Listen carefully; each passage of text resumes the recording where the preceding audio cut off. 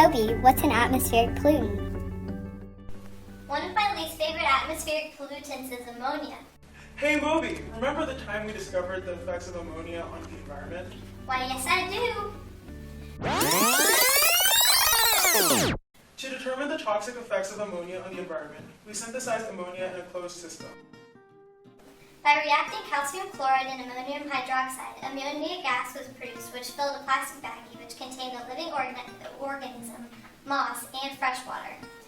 We had to pump air into the volumetric flask in order to speed up the time it took for ammonia gas to form, and we switched around the volumetric flask to release the gas particles. To compare, we filled another vacuum full of the same things, with the exception of fresh air. This was our control. We needed to expose our controlled system to air in order to create an accurate duplicate of an ecosystem.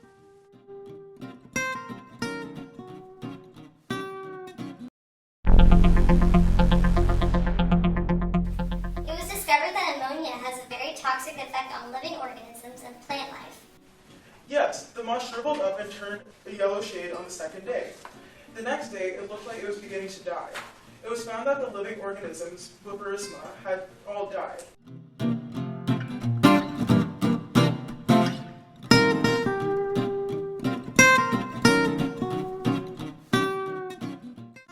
The fresh water had a pH of 4.0, turning a pink or pinkish reddish color, exemplifying the acidity of the water from the previous green color.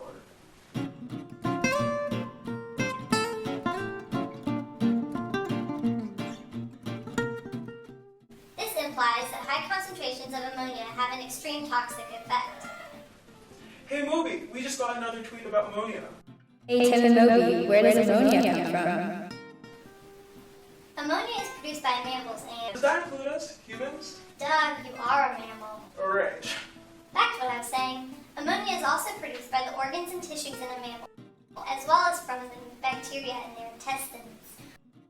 While all of that is true, ammonia is mainly produced at the dangerous high concentrations by agricultural farming and fertilizer. With those two things comes leaks and spills at production sites. These high levels of ammonia are held in the fertilizer and in wastewater.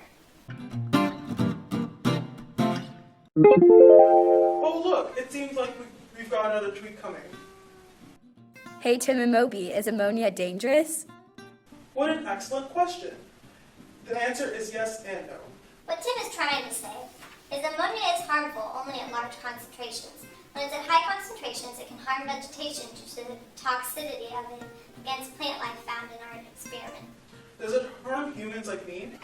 Well, yes, only at high concentrations and high exposure.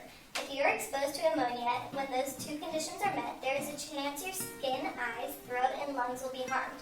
Because you are way bigger than the Buparisma, it won't kill you, just burn you really badly.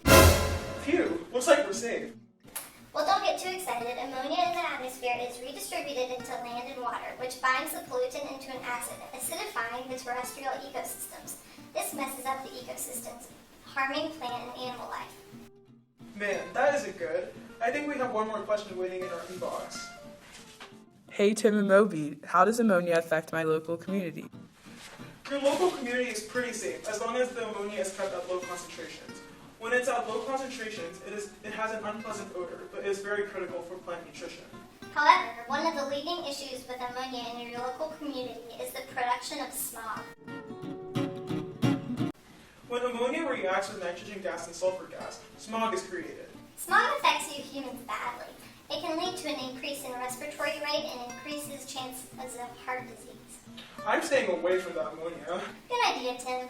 Well, that's all we have time for today. Things to take away from this. Ammonia is mainly produced from mammals, agricultural farming, and spillage or leakage from transportation vehicles. Ammonia is dangerous at high concentrations because it kills living organisms, kills plants, and lowers the pH of water to an acidic state. Ammonia at low concentrations is necessary for plant vegetation.